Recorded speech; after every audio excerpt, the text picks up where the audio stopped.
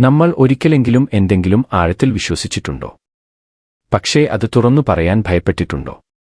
മറ്റുള്ളവർ എന്ത് ചിന്തിക്കും എന്ന ഭയം, വിമർശിക്കപ്പെടുമോ എന്ന ഭയം, ഒറ്റയ്ക്ക് നിൽക്കേണ്ടി വരുമോ എന്ന ഭയം. അങ്ങനെയെങ്കിൽ നിക്കോദേമോസിനെ നിങ്ങൾക്കറിയാം. രാത്രിയിൽ യേശുവിനെ സമീപിച്ച ആ മനുഷ്യനെ. ഇന്നത്തെ ലോകത്ത് നമുക്ക് മാറ്റം ഇഷ്ടമാണ്. അതിനെ നാം പുരോഗതി എന്ന് വിളിക്കുന്നു. വിജയം, വളർച്ച, സമ്പത്ത്, ഇവയിലൂടെ നാം മാറ്റം അളക്കുന്നു. കാര്യങ്ങൾ മെച്ചപ്പെട്ടാൽ നാം പറയുന്നു, എന്റെ ജീവിതം മുന്നോട്ടു പോകുന്നു, ഞാൻ മാറുന്നു. പക്ഷേ ഇന്നത്തെ സുവിശേഷം പറയുന്ന മാറ്റം അതല്ല. പുറമേയുള്ള പുരോഗതി അല്ല, അകത്തുള്ള പരിവർത്തനമാണ്. യേശു പറയുന്നു, നിങ്ങൾ വീണ്ടും ജനിക്കണം. വീണ്ടും ജനിക്കുക മികച്ചവനാകുക എന്നതല്ല, പുതിയവനാകുക എന്നതാണ്. തീയിൽ ഇട്ട മരച്ചില്ല പോലെ മരം മെച്ചപ്പെടുന്നില്ല, അത് മാറുന്നു. അതൊരു പുതിയ വസ്തുവാകുന്നു. അതുതന്നെ തീയായി മാറുന്നു. അല്ലെങ്കിൽ ഒരു പൂമ്പാറ്റ പോലെ ഇരുട്ടിലേക്കും നിശബ്ദതയിലേക്കും, ഒരു അവസാനം പോലെ തോന്നുന്ന അവസ്ഥയിലേക്കും പോകുന്നു. പൂമ്പാറ്റയ്ക്ക് ലോകത്തിന്റെ അവസാനം എന്ന് തോന്നുന്നതിനെ ദൈവം ശലഭമാക്കുന്നു. നാം ശലഭത്തിന്റെ സൗന്ദര്യം ആസ്വദിക്കുന്നു. പക്ഷേ അതിനു മുൻപ് ഉണ്ടായിരുന്ന കാത്തിരിപ്പും വേദനയും മാറ്റവും നാം ചിന്തിക്കാറില്ല. പരിവർത്തനം എളുപ്പമല്ല. അത് മറഞ്ഞതാണ്, മന്ദഗതിയിലാണ്, ചിലപ്പോൾ വേദനയോടെയാണ്. പൂമ്പാറ്റയ്ക്ക് ചിറകുകൾ ചേർക്കുന്നതുകൊണ്ട് ശലഭമാകില്ല. പരിവർത്തനത്തിലൂടെയാണ് ശലഭം ഉണ്ടാകുന്നത്. ചിലപ്പോൾ അത് ഏകാന്തത പോലെ തോന്നും. പഴയ ജീവിതം അവസാനിക്കുമ്പോൾ പുതിയ ജീവിതം ഇനിയും പ്രത്യക്ഷപ്പെട്ടിട്ടില്ലാത്ത ഒരു നിശബ്ദ സമയം പോലെ.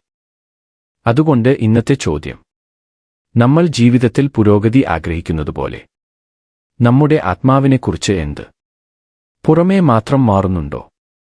അല്ലെങ്കിൽ അകത്ത് നിന്ന് പരിവർത്തനം സംഭവിക്കുകയാണോ? നിക്കോദേമോസ് രാത്രിയിൽ വരുന്നു. വിശ്വസിക്കുന്നവൻ പക്ഷേ ഭയമുള്ളവൻ, തിരയുന്നവൻ പക്ഷേ മടിയുള്ളവൻ. അവൻ ഇരുട്ടിൽ വരുന്നു, കാരണം അവന്റെ ഉള്ളിൽ ഇനിയും ഇരുട്ടുണ്ട്. യേശു പറയുന്നു, വീണ്ടും ജനിച്ചില്ലെങ്കിൽ ദൈവരാജ്യം കാണാൻ കഴിയില്ല. ചെറിയ മാറ്റമല്ല, പുതിയ ജനനം. പരിഷ്കാരമല്ല, പരിവർത്തനം. ജലത്താലും ആത്മാവാലും ജനിക്കുക. ഇതാണ് സ്നാനം. ഇതാണ് പുതിയ ജീവിതം. പക്ഷേ ആ പുതിയ ജീവിതം നമ്മുടെ ജീവിതത്തിൽ കാണുന്നുണ്ടോ? അപ്പസ്തോലന്മാരെ നോക്കൂ. ഒരിക്കൽ ഭയപ്പെട്ടു, ഒരിക്കൽ ഒളിച്ചു, ഒരിക്കൽ മൗനമായിരുന്നു. ഇപ്പോൾ അവർ പ്രഖ്യാപിക്കുന്നു, മനുഷ്യരെക്കാൾ ദൈവത്തെ അനുസരിക്കണം. ഭയം ധൈര്യമായി മാറുന്നു. മൗനം സാക്ഷ്യമായി മാറുന്നു. ദൗർബല്യം ശക്തിയായി മാറുന്നു. എന്താണ് അവരെ മാറ്റിയത്? പരിശുദ്ധാത്മാവ്. നിക്കോദേമോസും. അവൻ രാത്രി ആരംഭിച്ചു. പക്ഷേ അവിടെ നിന്നില്ല. മന്ദഗതിയിൽ, ശാന്തമായി അവൻ വെളിച്ചത്തിലേക്ക് കടക്കുന്നു. വിശ്വാസം ചിലപ്പോൾ രാത്രിയിൽ തുടങ്ങും. പക്ഷേ അത് ധൈര്യത്തിലേക്ക് വളരണം. നാളെ സഭ ഓർക്കുന്നത് വിശുദ്ധ മാർട്ടിൻ ഒന്നാമൻ. ക്രിസ്തുവിന്റെ സത്യത്തെ സംരക്ഷിക്കാൻ അവൻ ഉറച്ചുനിന്നു. തെറ്റായ ഉപദേശങ്ങൾക്ക് മുന്നിൽ അവൻ വഴങ്ങില്ല. അതുകൊണ്ട് അവനെ അറസ്റ്റ് ചെയ്തു, നാടുകടത്തുകയും തടവിലാക്കുകയും ചെയ്തു. രോഗവും ഏകാന്തതയും അവനെ പരീക്ഷിച്ചെങ്കിലും അവൻ ഒരിക്കലും തളർന്നില്ല. വഞ്ചനയിൽ വീഴുകയില്ല, ഭയത്തിൽ അലയുകയില്ല, കഷ്ടതകളിലും അപകടങ്ങളിലും കുലുങ്ങുകയില്ല. അവൻ പറഞ്ഞ വാക്കുകൾ നമ്മെ ഉണർത്തുന്നു. നാടുകടത്തലിനെയും മരണത്തെയും ഞാൻ ഭയപ്പെടുന്നില്ല. സത്യത്തിൽ നിന്ന് വീഴുന്നതാണ് ഞാൻ ഭയപ്പെടുന്നത്. ഇതാണ് വീണ്ടും ജനിക്കുന്നതിന്റെ അർത്ഥം.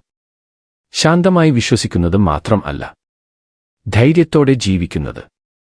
അതുകൊണ്ട് ഇന്നത്തെ ചോദ്യം, നാം ഇപ്പോഴും ഇരുട്ടിലാണോ?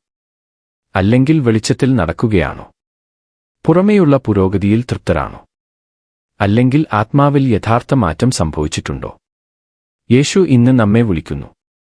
ഇരുട്ടിൽ നിന്ന് പുറത്തു വരൂ. വീണ്ടും ജനിക്കൂ. പരിവർത്തിതരാകൂ. അപ്പസ്തോലന്മാരെ പോലെ, വിശുദ്ധ മാർട്ടിൻ ഒന്നാമൻ പോലെ, വെളിച്ചത്തിലേക്ക് എത്തിയ നിക്കോദേമോസിനെ പോലെ.